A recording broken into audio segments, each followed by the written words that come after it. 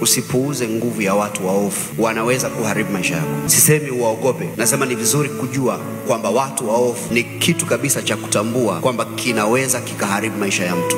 Mimi na wewe tunafahamu kwenye maandiko matakatifu kuna mtu anaitwa Naboth, the guy aliyepokonywa shamba la urithi na akakataa kulitoa lile shamba. Ni la kwake kwa halali kabisa, lakini akafa, wakamuua ili tu abaki na shamba. Watu wanaweza kuona kitu kwenye maisha yako ambacho ni kizuri, alafu badala ya kufurahi pamoja na wewe na labda kukupongeza, wakaanza hata kutafuta namna ya kukuondoa ile hicho kitu kibaki cha kwao. It's crazy how people can go umbali kiasi hicho tu wanapoona mtu una kitu kizuri. Ni bahati mbaya sana tunadhani kwamba watu wote wanafurahi pamoja na sisi tunapokuwa tunasogea kwenye maisha. So hatupaswi tuishi tukiwa na hofu juu ya watu waovu, lakini tunapaswa tuishi tukiwa tunajua wapo na wana nguvu kabisa ya kuharibu maisha ya mtu asiyejua kufanya yanayompasa kufanya. In your Bible Mtume Paul anahubiri injili, ila kuna watu 40 wakakutana wakafanya kiapo, wakasema hatutakula wala hatutakunywa mpaka tumuue Paulo. Maana yake ni kusema hivi, ikitokea siku 3 hatujamuua Paulo, hatutakula. Siku 6 zikipita, siku 10 zikipita, maana yake hawa jamaa wameingia kwenye mfungo ambao wanajua tarehe ya kuanza, hawajui tarehe ya kumaliza. Imagine watu wana dedication ya kiasi hiki, wanakuchukia tu wewe na huduma yako na kila kitu chako, they just hate you,